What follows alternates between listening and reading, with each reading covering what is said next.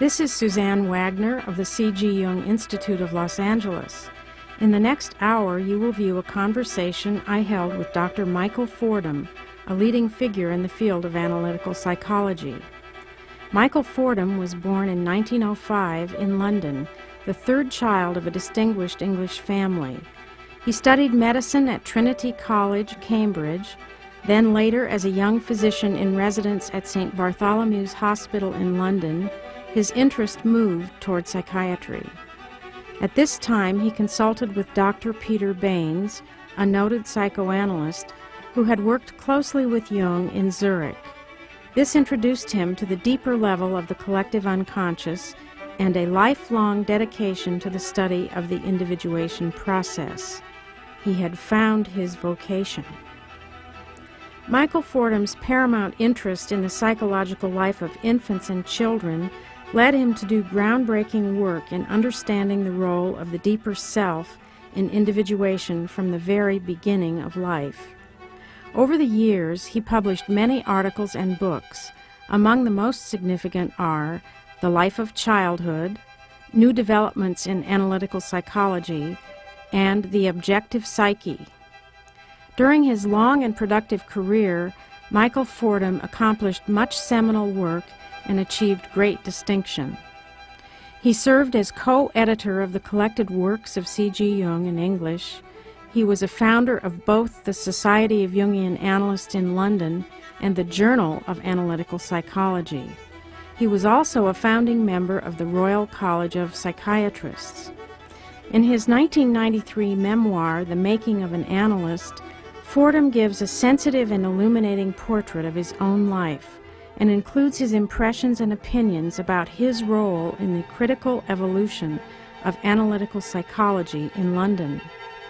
In this 1978 conversation, he tells us mainly about his personal experiences with Jung, his impressions of Emma Jung and Toni Wolff, and he also gives us brief comments on the role of the transference in analysis and his views of the possible directions that Jungian psychology will take in the future.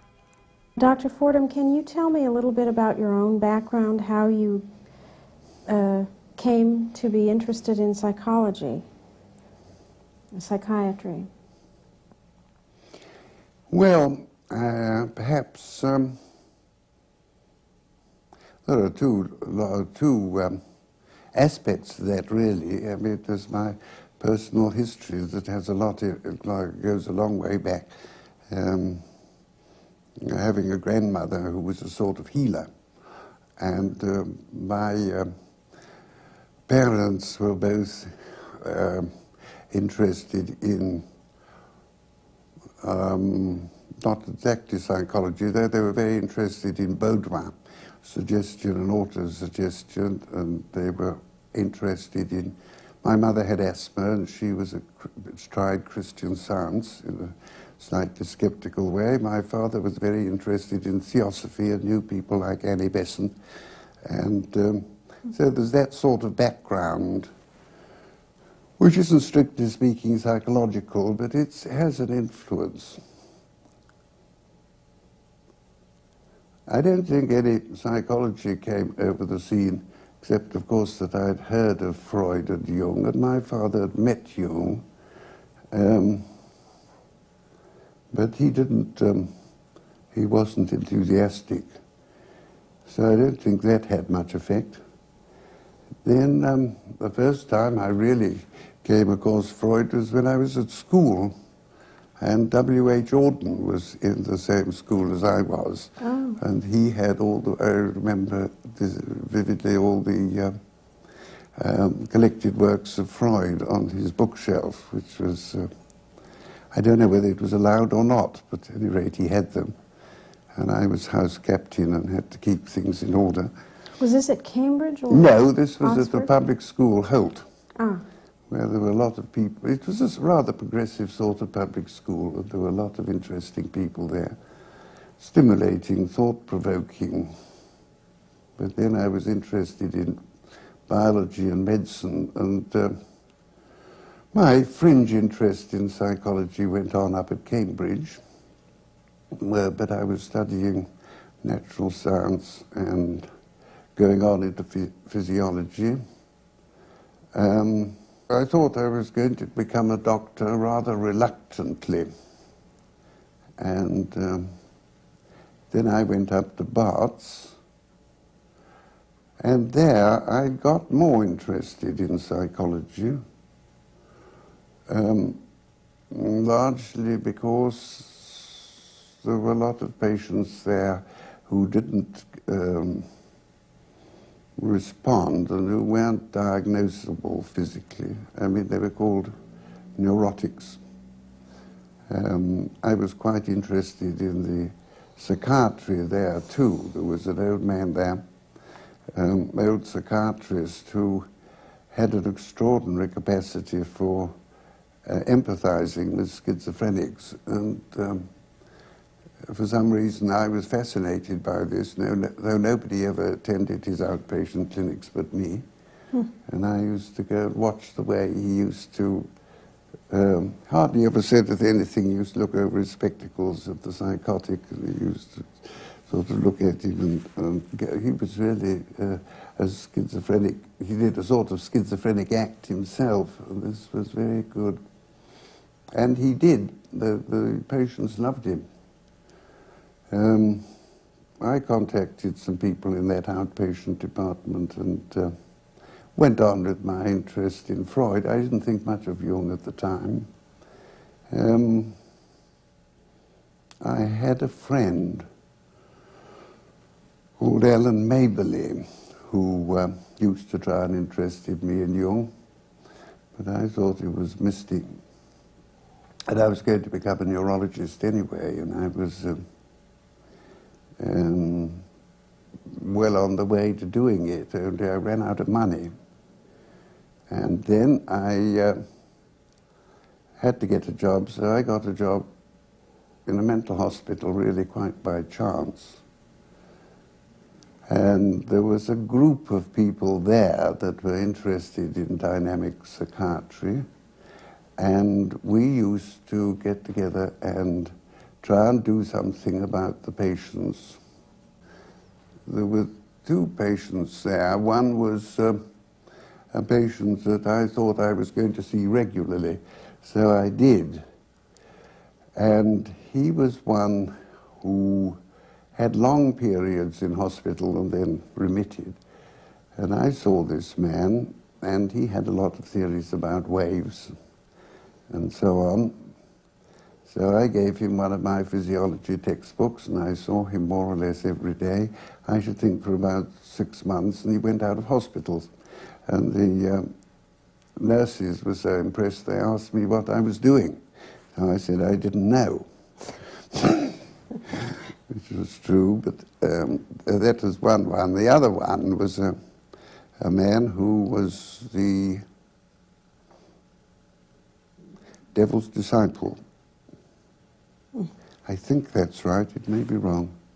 At any rate, he was a scapegoat, and he had a whole lot of delusions, which I studied in detail, and he incorporated me into his system as a sort of counselor and an ally against the persecuting staff of the hospital and the many spirits that attacked him. And I thought to myself, well, if there's anything in Jung, I ought to be able to look this up under Scapegoat in the Golden Bough, and I ought to be able to find the content of the delusions in that well enough.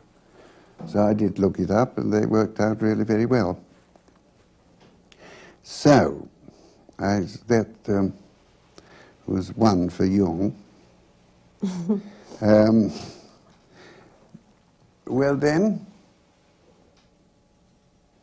in my childhood, there had been a man called Godwin Baynes who used to sing, and my mother was a professional singer, and they used to do a lot of music together. And he'd also been interested in theosophy and all this kind of fringe group, spiritualism and so forth. And I was He became a sort of myth to me in my childhood because he was very big, huge man. Oh, he was. And he was also an athlete. He was a rowing blue. And I had an enormous admiration for him. Not in a personal way, as a sort of grand figure. And I was walking through the Black Forest, and I knew that Baynes was out in Zurich. So I thought, well, I'd like to go to Zurich, and I'll go and look him up, which I did. And he was Jung's assistant. So that was another link. I didn't go and see Jung on that occasion. And I came back to England. Baynes came back to England soon after that. And this work in the mental hospital had got me thoroughly tied up. I got myself identified with the patients, and I used to go to Baynes and talk to him about them, and eventually I thought I wanted to get out of the mental hospital too. But I thought I would go to him for analysis, and did so. And at the same time, there was a fellowship in child psychiatry at the Commonwealth Fellowship, it was, at the London Child Guidance Clinic, and I applied for this and got that.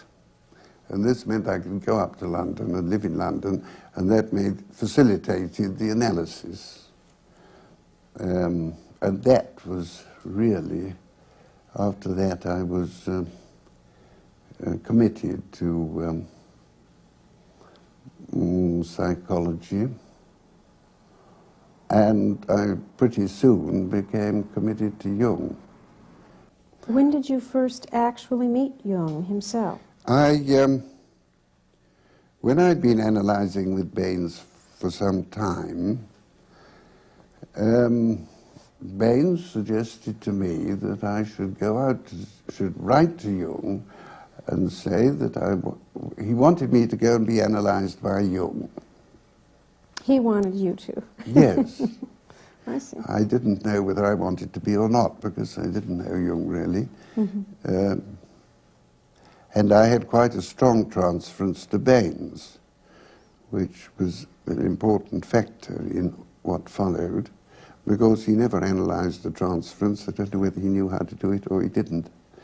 But it went along so that you got into this kind of fantasy of him as a sort of hero was never gone into. All right, he said, go out to Zurich. He said Jung was a great man, a giant. He said, well, that's what I thought Baynes was. But so I did write, and I was married at the time, and my wife seemed to think it would be rather nice to go out to Zurich. She was a journalist.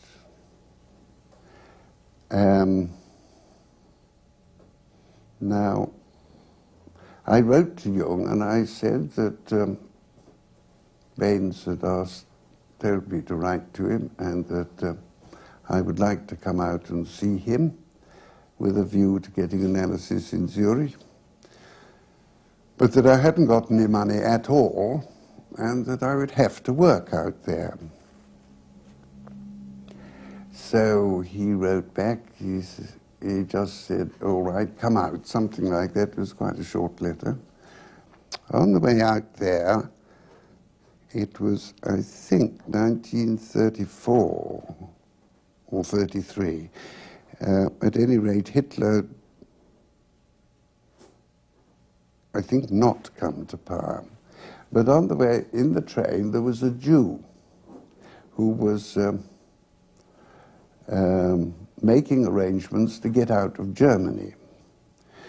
And he talked to me at some length about what was going on there. He was quite a young man, And he said that there was all this anti-Semitism going about, and he thought that if Hitler came to power, the best thing he could do to get out. And he was making arrangements to move. It intrigued me very much. And when I arrived in Zurich, and I sat down, and to open the conversation, I mentioned this Jew, and said that I thought he seemed to be frightened, and that he must, if what anything he said was true, any part of what he said was true, they must be in a terrible situation. And this started Jung off. And any discussion about me or my reasons for coming out there disappeared. And I listened to a long dissertation, went on for, I think, over 3/4 of an hour, about the Jews, about how they were different from us, about how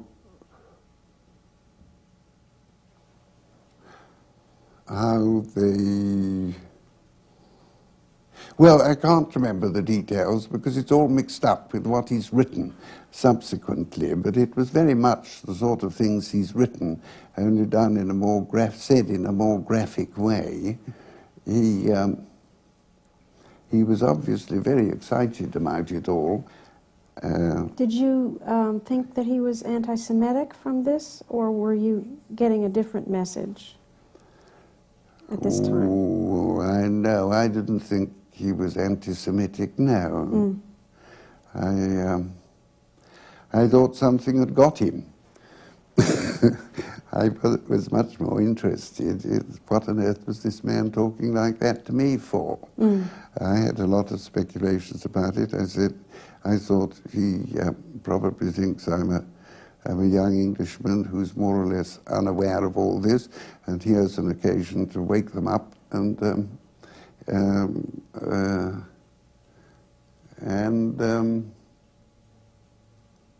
I'll give him a mouthful. Of course, Jung was always liable to lecture in this way, and it was usually when he wasn't very well. It always intrigued me because I had a father who used to do this, and I had a technique of not listening. And really, most of the time, I didn't listen to what Jung was saying.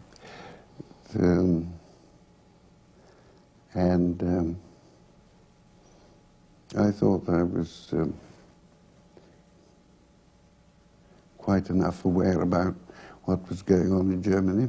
I probably wasn't, but that's there. So he put you off a little bit with his going off in this lecture. Yes,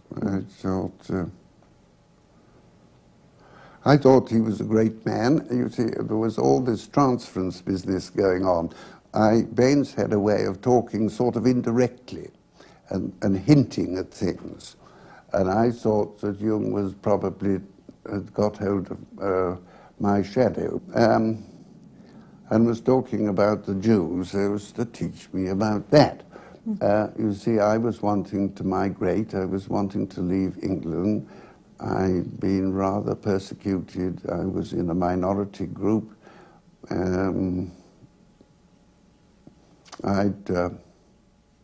What was your minority group? I mean? Oh, being an analyst. I see. There were a very small number of people being analysts in those days, and my chief, who was a neurologist, when he heard this, he was absolutely horrified, because I was well on the line to be a promising member of the establishment.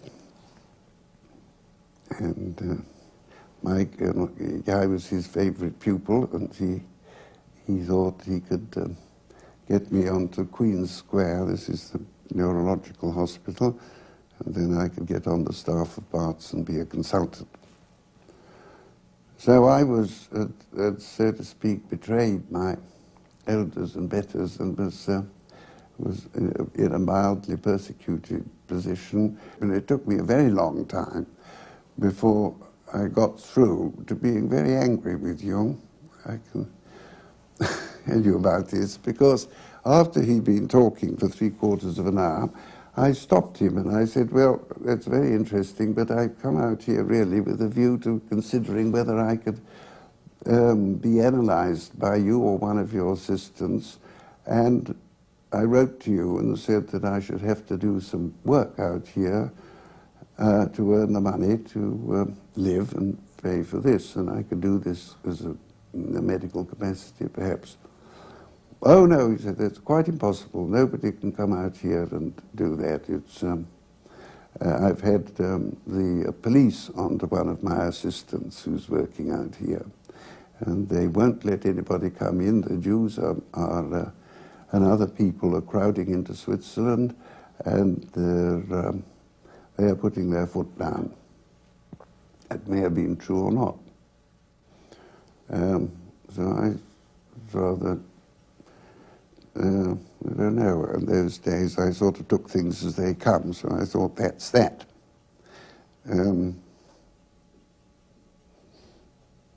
I think somewhere or other I quite liked him, and he endeared himself to me the next day because he asked me to come to the seminar. And I listened to him talking, and he picked me out and was nice and agreeable, and gave me cups of tea and chatted to me. And so you didn't work with him then? It turned out that you didn't? No.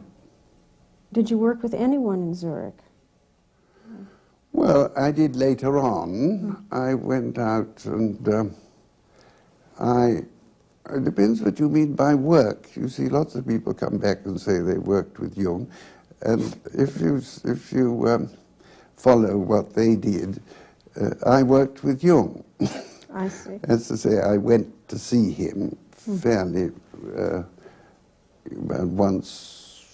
Well, I always went once a year when I became editor, but I went in between, and I used to talk about my dreams with him and things that had happened in my life.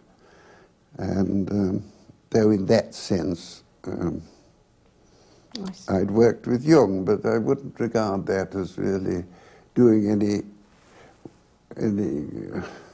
systematic work with him at all. I spent, I think, about 6 weeks with Mrs. Jung.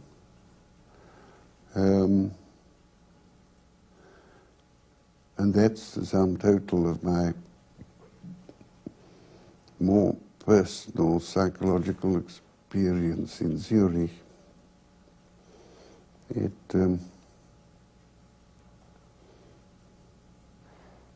Well, between that first meeting with Jung, yes, and in subsequent years, you were asked by him to be the editor of the English edition of the Collected Works. Yes, that's right. Then a relationship must have developed between those two events.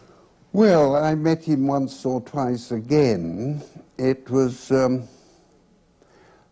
when he came over and gave the Tavistock lectures. That was 1935, I think. I met him and I went and talked to him. I had an analytic interview with him. Very informal and endearing it was, because he was very busy and he hadn't much time. So I went to his hotel and had an interview, rather a talk with him when he was changing for dinner.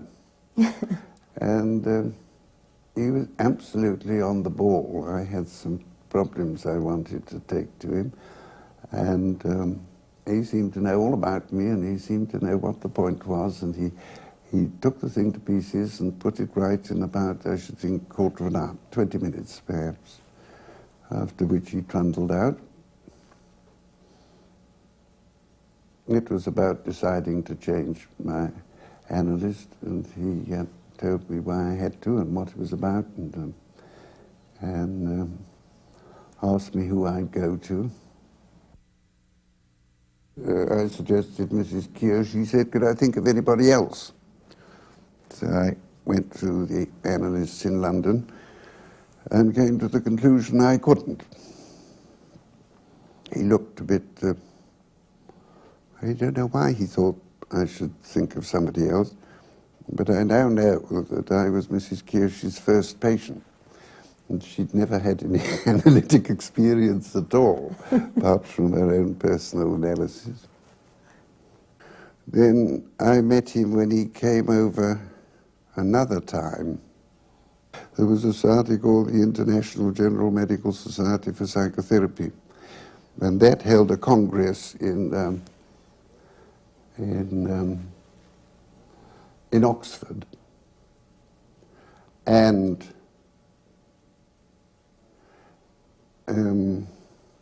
I didn't see him for very long, but from about then, I think from the time of that second time I met him, I always felt I got along with him somewhere. And he was always very agreeable, nice to me. But the reason I became editor were several reasons, I think. One was that I had a family contact with Herbert Reed. I knew Herbert Reed, and he knew my father quite well. I was becoming the most prominent Jungian analyst at the time, English one, and Reed was supporting me, and I expect he talked me over with Jung, and Jung agreed to my being editor.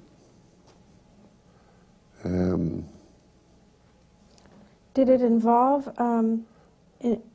extensive contact with Jung then over the years? Yes. Well, it involved going out to Zurich once a year anyway. Mm-hmm. And but I went out more often than that,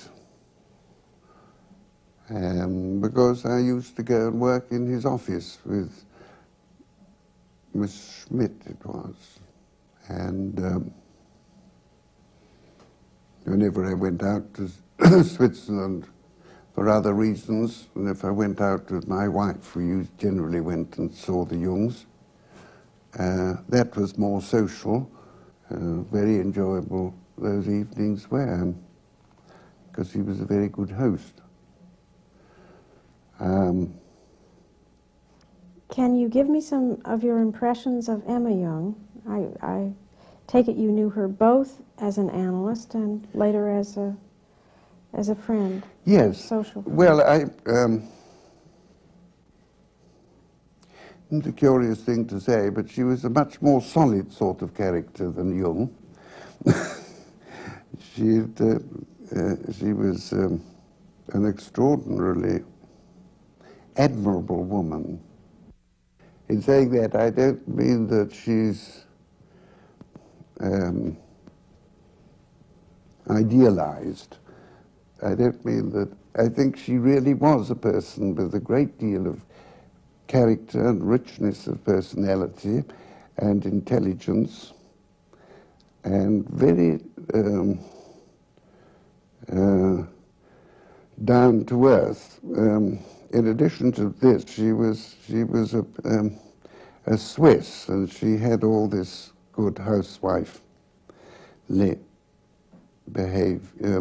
capacity, and she obviously stood by Jung all through his periods of crisis. It must have been extremely difficult and distressing, but she did that. And she brought up quite a large family. I think there are 6 children. So both my wife and I had an extraordinary respect for her and thought very well of her. She wasn't at all browbeaten by Jung. She used to stand up to him and tease him and tell him off. And there was one very nice incident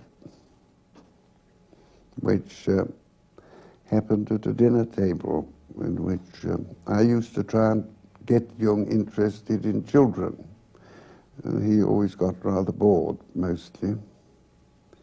But still, I had another go at it, and I talked a bit about child analysis and its points, and he said, oh yes, it's very interesting scientifically, children are, in the way they exhibit the collective unconscious. It's more than that. And Mrs. Jung, who was supporting me over this work with children, she got up and said, you know very well you're not interested in anybody unless they exhibit the collective unconscious. Shut Jung up, didn't say anything for a long time after that. But that's the sort of way. She was downright and direct, and she did a lot of work on his papers too. I think a lot of the I can't actually substantiate this, but a lot of the looser work appeared when Mrs. Jung was ill, and after her death there have been things like the flying objects, this one. I think he thought that her rather down-to-earth and direct angle was useful to him. What about his relationship with Toni Wolff? How did you, what were your own feelings about that when you learned about it? How did you learn about it? Oh, well, Baynes used to talk about it. Baynes was a very talkative sort of analyst. He used to talk about Jung at some length, and also about all this relation with Toni Wolff. And he said that Toni Wolff was being analyzed by Jung. When Jung started to have his active imagination, it really got going, and he got rather unstable. And, and whether that's true or not, I don't know. What are my feelings about it? I don't think I have any particular feelings. I never could see why Jung couldn't have a mistress if he wanted one. I think it's quite. I don't know whether she was his mistress actually. Everybody assumed she was, but she was a very correct, dignified Swiss lady, and. I don't think it's frightfully important whether she was his mistress or not. She was obviously a very important element in his life, and she did perform what an anima role. I mean, that she reflected his anima in the way that Mrs. Jung didn't. Mrs. Jung had too much reality attached to her. And Toni Wolff, she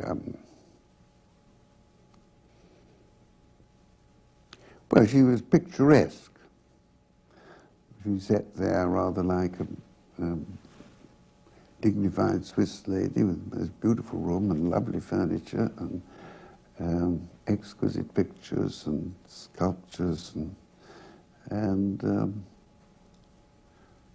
bit stilted, I thought, but and obviously she was important in Jungian circles in doing things like founding the club, which Jung supported, and she was she was a good analyst, I think. At least, any rate, the people who went to her while she was alive, it seemed to me that they had a sort of root in Toni Wolff, and that there was a quality attached to their personalities which didn't always survive her death, but it was there, and it was the same as the people who came over from Zurich before the war. When Jung was analysing themselves, they had a quality about them which well, is not there now. It's I'm not saying it is better or worse, but it's different. So it didn't hold after the death of Jung or of Toni Wolff. It was something that was part of a living connection with them. Well, I think so, yes.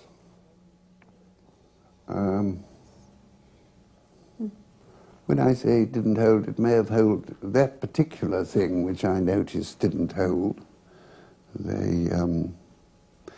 She had a sort of standard of sense of values, which was very precise and very definite, and this was very evident. She was an ethical sort of person. I'm interested in your telling about, if you can, some of the different sides of Jung's character that you were able to see over the years. I remember reading something you wrote about being present when he received a degree at Oxford. Do you remember that? Yes, so that was Jung being a gamin. You can see in his seminars and so on, he talks about his disrespect for professors and for the establishment. Well, when he went to Oxford as president of this society with its dreadful name, a lot of English people, amongst whom was E.B. Strauss, had been trying to get him made a DSc at Oxford, because no psychologist had ever had one. And they succeeded. And Jung took his degree, and he was given an oration.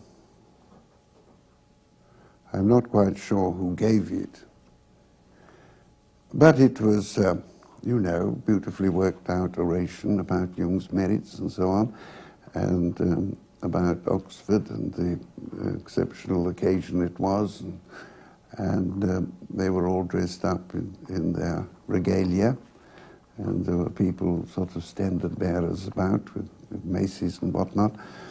Well, not maces really, but some sort of objects to enhance the dignity of the people. And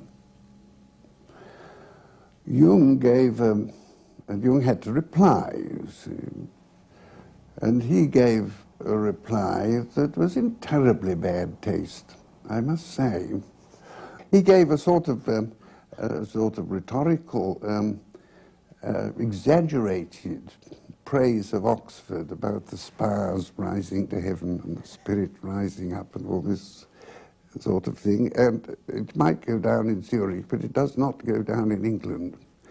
And he must have known that, at least I should have thought so. It made me blush all over.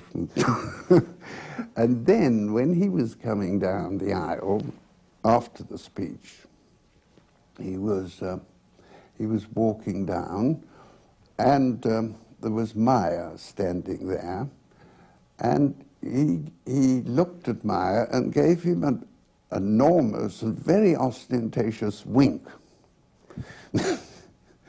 whereat Meyer collapsed with laughter. Well, that's one side of Jung, all right. It's you can call it a gamin. You can get dignified and call it the pure eternus. He's got a sense of humor, and when you're talking to him and he tells jokes, these are much better. And they're done in he talks in English, and he did it in colloquial English, and he used to imitate people, and he used to run them down or jeer at them or tease them, and that was much more enjoyable.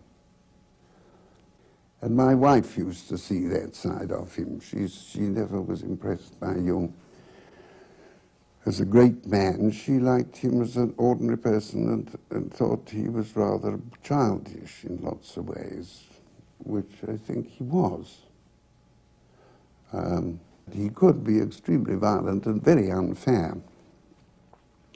I mean, I knew it best in relation to Maya. He was very upset. Maya was terribly hurt and upset by that. When Jung retired from the professorship at the Technische Hochschule, Maya would be the person to apply for it. And Jung blackballed it. He did all he could to stop it.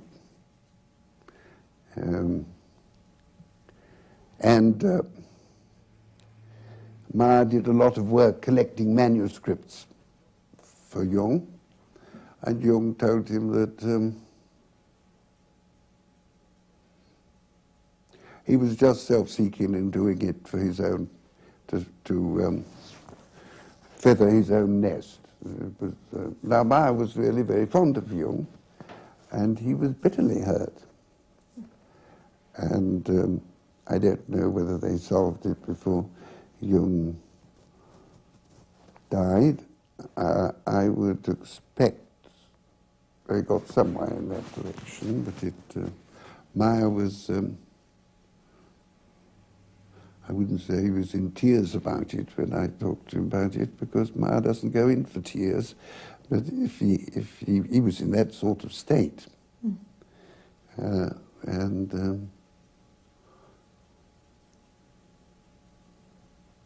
I mean, there was always something in it. Maya was a bit of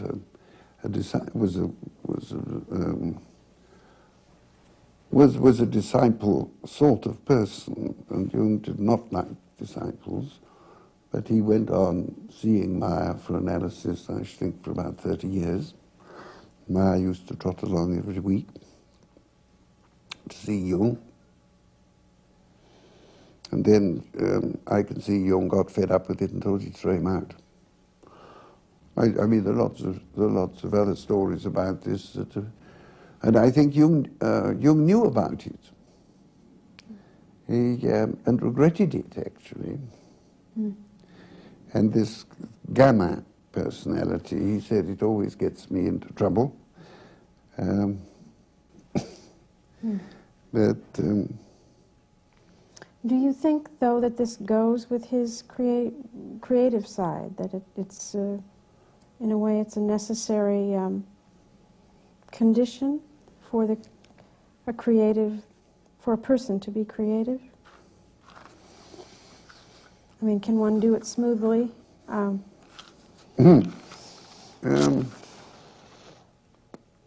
don't much want to interpret Jung. I don't know whether I could do that anyway. But I think that he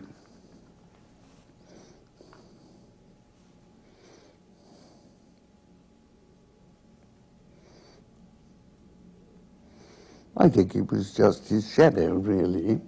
Talking about the shadow, I think that was his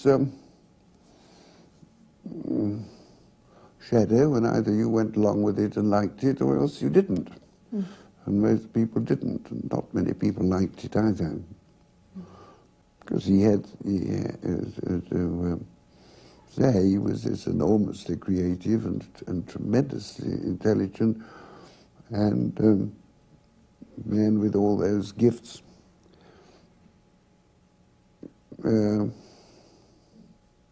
He had to have some faults somewhere. And he had them all right.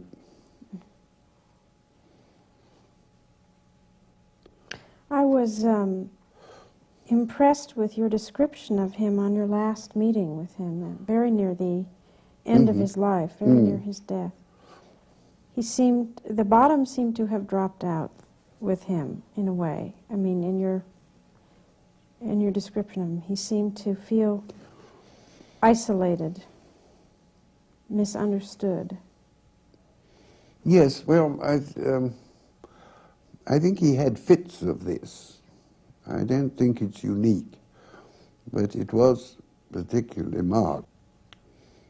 A man who I had over here, I had something to do with, who knew Jung and had been out to Zurich and had talked to him and corresponded with him. And Jung wrote him a letter, and the handwriting was all shaky, and you could hardly read it. It was sprawling over the pages, and it was full of complaints about how his whole life had been a failure, and he wasn't understood, and that nobody really knew what he meant, and that well, there was nothing redeeming in it at all from beginning to end. Oh, he said people attacked him and maligned him. And I was very upset about this. Well, the personal reason was that I had a father who was also a rather charismatic person and was really rather successful. Only he didn't think people got the hang of what he was after. And Jung was doing the same thing, and I couldn't help my father die over that. I wasn't altogether aware of this, I think, at the time, but it came into it quite clearly. And I went out to Zurich, and I rang up his housekeeper, Mrs. Her name's gone. Bailey? Yes. And she said, oh yes, well, he's not at all well, but you come out, it'll do him good. So I went out there, and Jung came down in his dressing gown and his skull cap on, and I said I read this letter, and I was very upset about it, because I thought he might like to know how people were working at his ideas in England, and how we were trying to ensure that he wasn't misrepresented. And I gave him some details of it, how we were represented on the British Psychological Society and the Royal Medico-Psychological Society, and we gave lectures, and we tried to present his ideas as well as we could. And I said, I know we probably didn't do it like he'd like it, but we were trying. And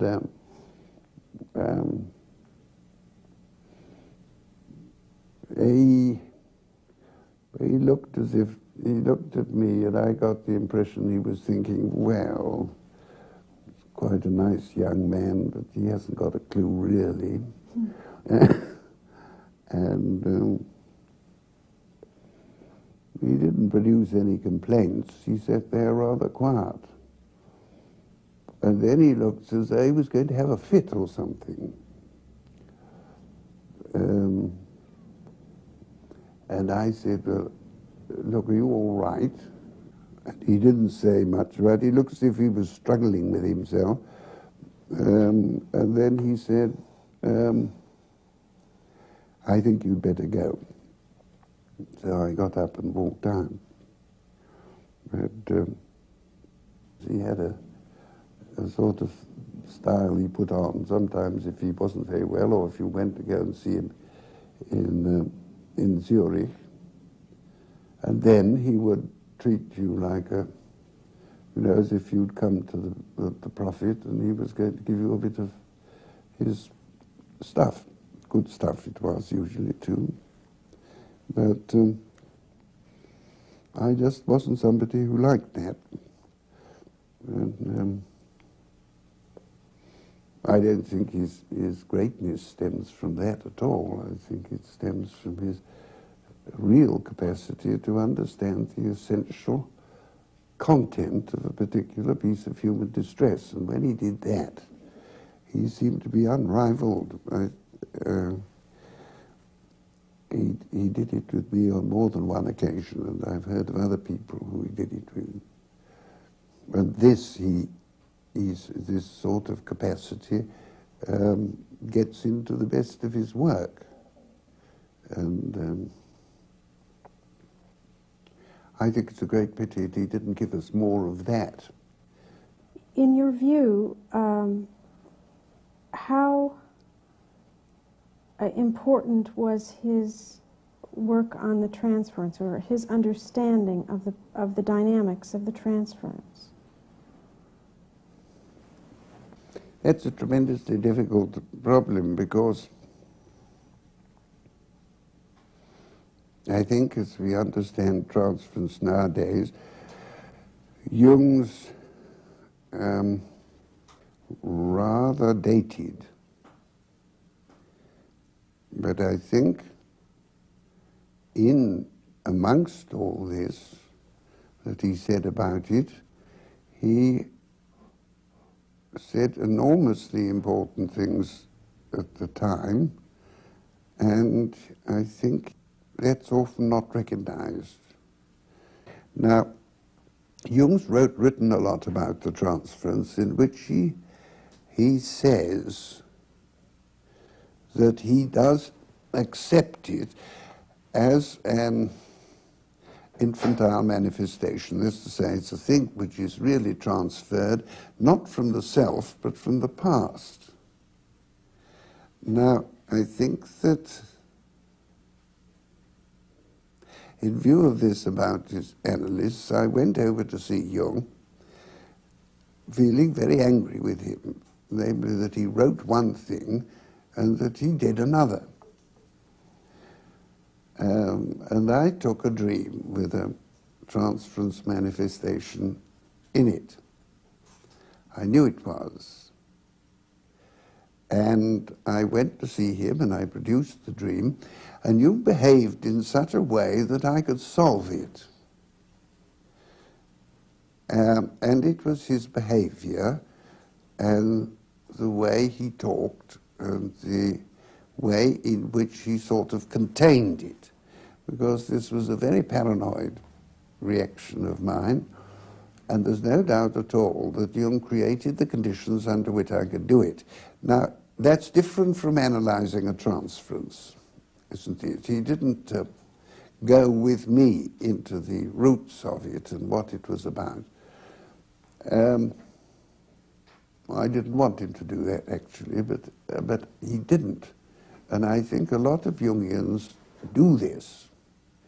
Now, that is one of the things where psychoanalysts were weak, I think, that they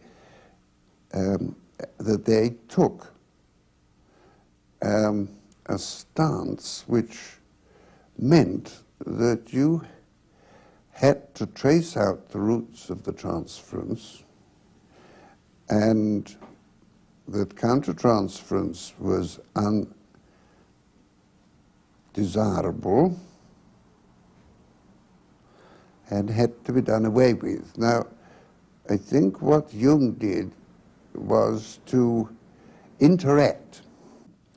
He interacted with his patients, and this was very good when you came across what he called archetypal transferences, which are in which the patient often does not have any insight at all, and you can't use insight. And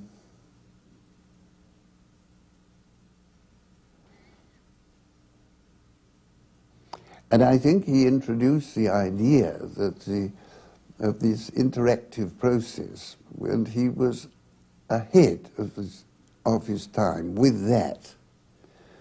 And it's all being worked out with a great deal more care. He never talks about countertransference in the sense that we do talk about it nowadays.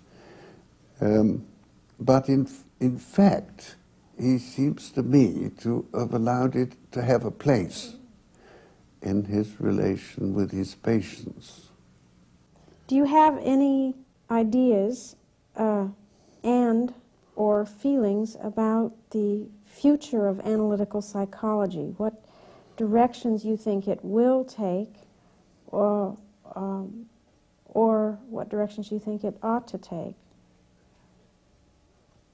Anything at all in... Well, there are two discernible directions, aren't there? I mean, I should imagine that you in Los Angeles are taking one of them, in as much as you have a small number of people. The other direction, and I think this, though we are larger in London, we have a similar aim than you. The Zurich idea is to give a large number of people a sort of preliminary initiation, isn't it? And they have got an enormous, I think I can hardly believe it, they said 400 or something like this, applications to go to the seminar discussions. Couldn't have been 400, but it was a very large number, and a number that their analysts couldn't possibly cope with. It's absolutely out. Well, what you do is you give them a sort of preliminary initiation, and then you have another lot behind that, and a certain number of those will go on to become analysts. But the broad spectrum line is what you do really is to, unfortunately, is to give a lot of people the impression that they can go away and do psychotherapy and call themselves Jungians, and they are really quite unqualified. And I think this is one line of development which might succeed, mind you, because you get groups forming, and then it might become a big thing. Well, I don't think this has anything to do with analysis, as I understand it, at all. This is propagating the gospel. But I think also that as analysis as a science, it seems to me it's a contribution to science that's going to endure. It seems to me it's going to go on. It doesn't mean you're going to have a mass of Jungians, and I hope to goodness we never do myself.